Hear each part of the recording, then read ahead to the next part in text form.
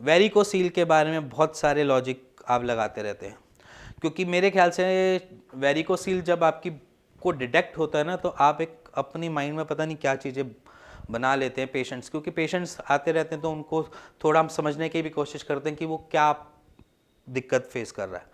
वो सबसे ज़्यादा अपनी मेंटल हेल्थ से जूझ रहा होता है।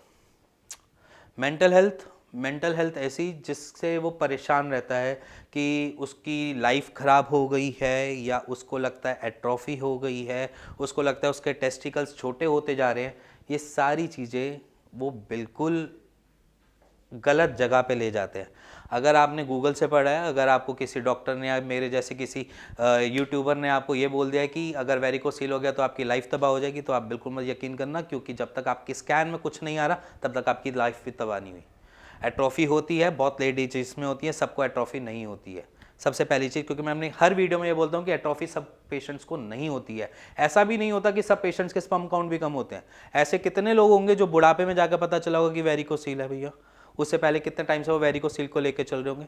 गुप्त अंग है, गुप्त अंग को रोज रोज तो कोई देखता नहीं है, ठीक है। हम किसी और के गुप्त अंग देखकर अपने से कंपटीशन लगा लें कि हाँ उसका गुप्त अंग तो ऐसा था, मेरा गुप्त अंग ऐसा है। ये सारे इनलॉजिकल पैटर्न्स होते हैं। अपने माइंड में से ये सारी चीज़ें निकाल दो पहले तो। वेरिकोसील से घबराने की जरूरत नहीं है, एक नॉर्मल सा डिसऑर्डर है, और उस डिसऑर्डर से आपको कुछ कॉम्प्लिकेशंस हो सकते हैं, इससे ज़्यादा और कुछ नहीं।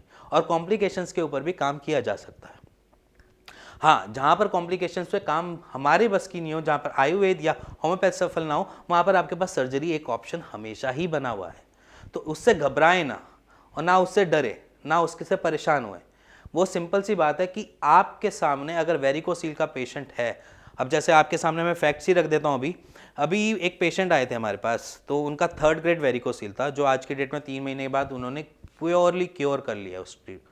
अब उन्होंने क्या किया, उन्होंने सिर्फ, मेरी ड्यूटी नहीं थी उनको सिर्फ दवाइयाँ देने का काम, ठीक है, उनकी खुद की भी एक जिम्मेवारी होती है। एक पेशेंट की जिम्मेवारी खुद से भी होती है कि उसको ठीक कैसे होना है, ठीक है। अब मैं जैसे लास्ट वीडियो अपनी एजोस्पर्मिया की बताई थी कि हाँ गारंटी मांगते हैं, तो यहाँ पर क्या होता है कि पेशेंट क्या करता है, पेशेंट अपनी इधर उधर की सारी एक्टिविटीज़ कर रहा होता है।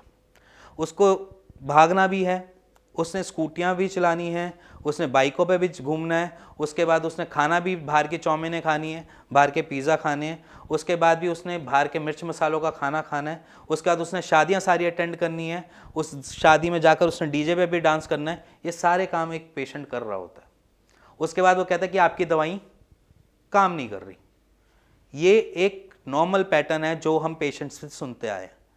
अगर वो ये चीज़ें छोड़ देता है तो उसको रेस्ट मिलता है। मैं अपने हर ट्रीटमेंट में यही तो बोलता हूँ कि हम आपकी वेरिकोसील को सिर्फ कोशिश कर रहे हैं कि आपकी इंटरनल बॉडी उसको हील कर पाए। हम क्या कर रहे हैं, आपके अंदर जो मेडिकेशन डाल रहे हैं वो सिर्फ आपकी खुद से हीलिंग पावर को बढ़ा देती है कि जिससे वो जल्दी हील हो पाए। हमारी बॉडी का एक फिनोमिना है, कुछ भी डिसऑर्डर होता है ना, वो खुद से कोशिश करती है उसको रिपेयर करने में।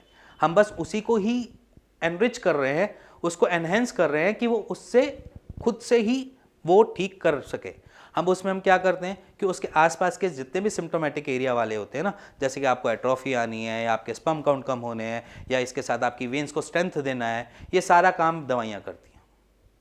इसके अलावा अगर उसको रेस्ट चाहिए तो वो रेस्ट तो आप ही दोगे ना। अगर मैं यहाँ पर बोलूँ कि आप आराम से वॉक कर सकते हैं, अपने डे टू डे के रूटीन के काम थोड़े बहुत कर सकते हैं, ज़्यादा वेट मत उठाए। अब वहाँ पर पेशेंट क्या कर रहा है, वेट भी उठा रहा है, भाग भी रहा है, दौड़ भी रहा है, उसके साथ जाकर पार्क में जिम भी कर रहा है, और फिर मेरे को फ़ोन करके कह रहा है मैं ठीक नहीं हो रहा। तो वहाँ पर हम नहीं गलत होते, वहाँ पर पेशेंट गलत हो जाता है। यहाँ पर मैं बार बार ये बोलता हूँ कि पेशेंट जो है वो समझ नहीं पा रहा अपनी प्रॉब्लम को। हम वहाँ पर कोशिश कर रहे हैं कि किसी भी जगह, अगर मान के चलो मेरे को बुखार है, अगर बुखार है और मैं भागा दौड़ी पूरे जोर शोर से कर रहा हूँ ना, तो मेरा बुखार कभी ठीक नहीं होगा। क्या पता मेरे को हॉस्पिटल में भी एडमिट करना पड़ जाए, है ना, एक्सर्शन इतनी हो जाए। वैसे ही सेम प्रोसीजर है कि अगर मेरे को बुखार से बाहर निकलना है तो मेरे को रेस्ट करना जरूरी है। मेरे को रेस्ट देना अपने शरीर को जरूरी है, चाहे मैं डोलो खा लूँ, चाहे मैं कॉम्बिफ्लेम खा लूँ, चाहे कोई भी ऐसी मेडिसिन खा लूँ। अगर मैं वो भी खा रहा हूँ और उसके बाद भी भागा दौड़ी कर रहा हूँ ना, तो मैं जल्दी ठीक नहीं हो पाऊँगा। अगर मान के चलो सर्दी जुकाम हुआ है, सर्दी जुकाम में आप बार बार ठंडा पानी पी रहे हैं, अब ठंडा पानी जो है वो कॉज है कि वो दे रहा है आपको दिक्कत, आप फिर दोबारा वही दिक्कत कर लिए बैठे कि बार बार ठंडा पानी पीकर अपना सर्दी जुकाम ठीक करेंगे, तो ऐसे ठीक नहीं होता है।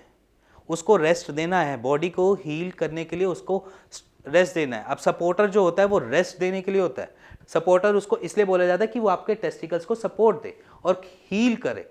अगर वो हैंगिंग पोजीशन में होगा तो आपकी वेन्स पे ऑलरेडी लोड पड़ रहा है और डबल लोड पड़ गया, हमने उस लोड को ही तो कम किया। सपोर्टर वेरिकोसील ठीक नहीं करेगा, सपोर्टर सिर्फ आपको सपोर्ट करेगा कि उसको हील करने में हेल्प करे।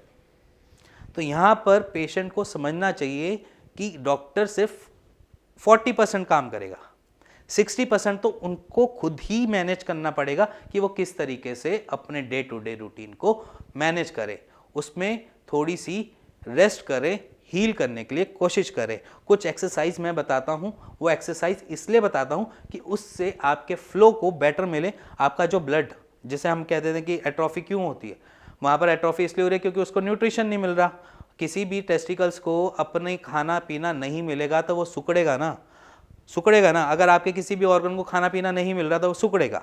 अब यहाँ पर सुकड़ने का रीज़न क्या है? उसको खाना पीना नहीं मिलना, और उसको खाना पीना देने के लिए हमें ब्लड के फ्लो को बचाना है, क्योंकि ब्लड ही एक ऐसी सोर्स है जो आपके न्यूट्रिशन पहुँचाएगा टेस्टिकल्स में। अब ब्लड के फ्लो को बढ़ाना है तो हमने क्या करना है कि टेस्टिकल्स की तरफ ब्लड के फ्लो को बढ़ाओ। तो इसलिए आपने ऊपर वाली डायरेक्शन, क्योंकि हमारा ब्लड का फ्लो अगर ऑपोजिट डायरेक्शन में जाएगा तो वो टेस्टिकल्स में रीच करेगा, आपके न्यूट्रिशन आपको प्रोवाइड करेगा। ये एक लॉजिक है, ये एक्सरसाइज का पैटर्न है जिससे आपकी टेस्टिकल्स को एनर्जी मिले और वो अपना काम प्रॉपर तरीके से करे, फंक्शन सही से कर पाए।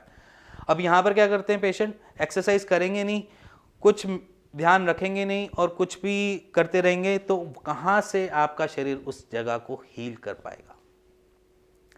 अब फैक्ट्स है सामने, जो इसने 3 महीने के अंदर 3rd ग्रेड को सीधा ठीक होने वाली कैटेगरी पे ले आए। यहाँ पर हमने कुछ नहीं किया, हमने सिर्फ एक मेडिसिन का जोर लगाया। और अगर आपको ये वीडियो समझ आई हो वेरिकोसील के रिगार्डिंग, आपके सामने फैक्ट्स जो समझ आए हो आपको, तो please like share bell icon दबा दीजिएगा। और इसके साथ साथ अगर आपको कुछ भी लगता है ना, वेरिकोसील है, ग्रानुलोमा है, ऐसी कोई भी ट्रबल लग रही है, आपकी रिपोर्ट शो कर रही है, तो आप बेचिंतित होकर नीचे दिए हुए नंबर पे मेरे को व्हाट्सएप कर सकते हैं, मेरे से बात कर सकते हैं, मेरी टीम से बात कर सकते हैं, और इसके साथ साथ अपने उस प्रॉब्लम का सॉल्यूशन भी ले सकते हैं।